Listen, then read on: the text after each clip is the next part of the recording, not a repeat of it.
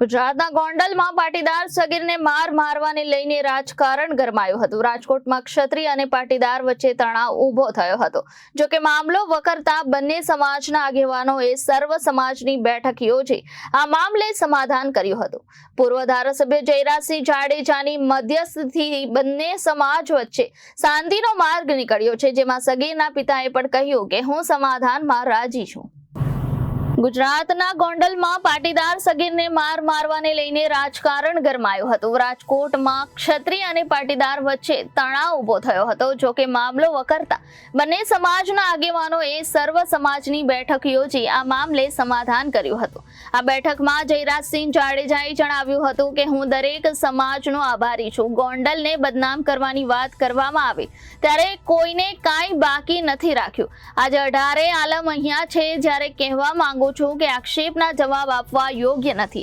હંમેશા ગોંડલને બદનામ કરવાની વાત આવે ત્યારે આપણે સૌ એક સાથે જવાબ આપશું।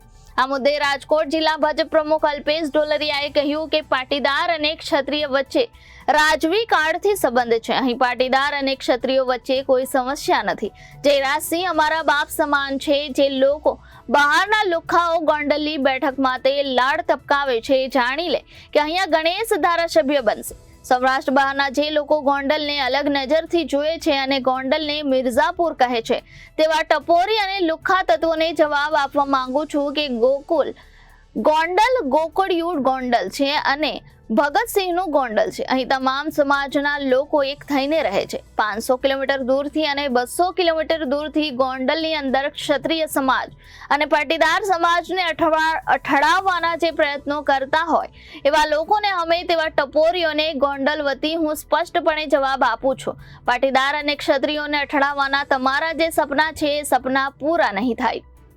અને અત્યારે જે લોકો બેઠા ને એમાં ક્ષત્રિય સમાજ, અન્ય સમાજ અને પાટીદાર સમાજ ગૂંથાઈને બેઠા છે। એટલે બહાર કોઈએ એવું વિચારવાનું નથી કે અહીંયા વિવાદ છે, અને બહાર કોઈએ એવું વિચારવાનું નથી કે પાટીદારોને અહીં તકલીફ છે। આ વાત હું પાટીદાર તરીકે એટલે કહું છું કે 7,000ની વોટિંગ વાળો ક્ષત્રિય સમાજ છે, 1,40,000 પટેલ સમાજના વોટ છે, એમાંથી હું આવું છું। જો જયરાજસિંહ જાડેજા પાટીદાર સમાજ સામે હોય ને તો અલ્પેશ ઢોલરિયાનું નેતા તરીકે ઉદ્ભવ ન થવા દે। અને મારું ઉદ્ભવ એને કરાવ્યું છે, શું કામ? બીજો કોઈ નેતા હોય તો ન થવા દે। એણે કીધું છે કે અલ્પેશને અમે બધા ભાઈની જેમ રહી છીએ, આજ અમે દીકરાની જેમ રહી છીએ। ઘણાએ અમારા પગે લાગવાના વિડિયા શેર કર્યા છે, અને એને કીધું છે ગુલામ નથી। એટલે આ ગુલામ નથી, અમારા બાપ સમાન છે ને, એટલે પગે લાગી છે અને હજી 30 વર્ષ લાગવાના છે। અને હજી જેને લાડ ટપકે ને કહી દઉં છું કે અહીંયા સીટ ઉપર કોઈ બહારના નજર ન કરતા, અહીંયા અમારો ગણેશ તૈયાર છે અને એને અમે પટેલ સમાજ જો અહીં ખંભે બેહારીને ધારાસભ્ય બનાવવાના છે। ભાઈ હું સમીર સાટોડિયા પહેલા તો એ કહી દઉં કે મારે કોઈ જ્ઞાતિ જાતિ હારે ઝઘડો હતો, પહેલા પણ નહોતો અને અત્યારે પણ નથી અને આગળય નહીં રહે।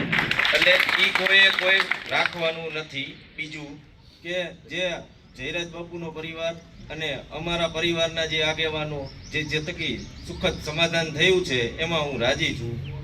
અને આગળ પણ કોઈ બીજો જ્ઞાતિ જાતિનો ઝઘડો મારે કોઈ સાથે હતો પણ નહીં અને આગળય નહીં થાય। સમાજ વચ્ચે જે અણબનાવ બન્યો તેનું આપણા ધારાસભ્ય શ્રી જયરાજસિંહભાઈ અને ગણેશભાઈ વચ્ચે રહી આગેવાની લઈ અને ખૂબ શાંતિપૂર્વક રીતે સમાધાન પૂર્ણ કર્યું છે।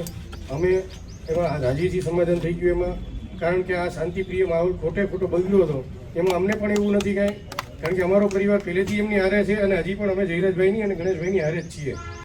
4-5 દિવસથી જે રીતે ગોંડલને બદનામ કરવામાં આવી રહ્યું છે, જે રીતે સમગ્ર સૌરાષ્ટ્રને બહાર બેઠેલા લોકો જે રીતે ગોંડલને અલગ નજરથી જોવે છે, જે લોકો ગોંડલને મિર્ઝાપુર તરીકે સંબોધે છે, એવા આવારા તત્વોને એવા ટપોરીઓને અહીંથી ગોંડલના 18 વર્ષના લોકો તરફથી ને ગોંડલના યુવાન તરીકે એવા ટપોરીઓને હું જવાબ આપું છું કે ભાઈ ગોંડલ ગોકુળિયું ગોંડલ છે, સર ભગવતસિંહનું ગોંડલ છે અને ગોંડલની અંદર તમામ સમાજના લોકો 18 વર્ષના લોકો એક થઈ અને રહે છે। ભવિષ્યમાં પણ ગોંડલની અંદર કોઈ પણ જાતના જ્ઞાતિ જાતિના વાળાઓ છે નહીં। ગોંડલ ટીમ ગોંડલ તરીકે ભૂતકાળમાં કામ કર્યું છે, ભવિષ્યની અંદર પણ ગોંડલના પટેલ સમાજના વડીલો ક્ષત્રિય સમાજના વડીલો 18 વર્ષના લોકો સાથે રહી અને મજબૂતાઈથી ગોંડલની અંદર રહેવાના છે. એની ગોંડલના દીકરા તરીકે આપ સૌને હું ખાતરી આપું છું.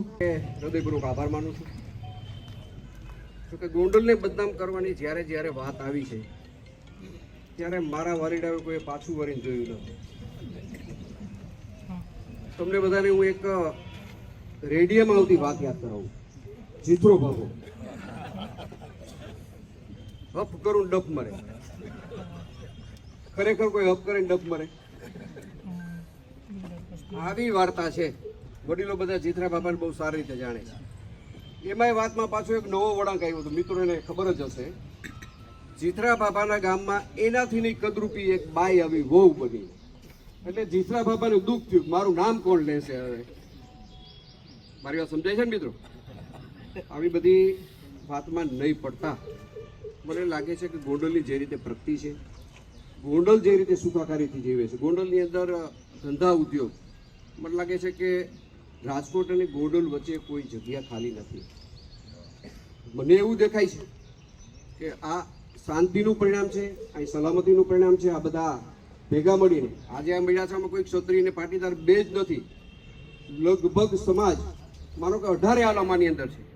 બધાએ પોઝિટિવ આ વાતની દિશા લીધી છે. બધાએ બંને પક્ષને સમજાવ્યા છે. બંને પક્ષે પણ આ વાતને સાચી રીતે સ્વીકારી છે.